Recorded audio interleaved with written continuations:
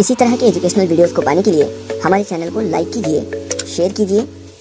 Subscribe कीजिए और bell icon को ऑल पर सेलेक्ट कीजिए ताकि आप हमारे सभी वीडियोस को सबसे पहले देख सकें।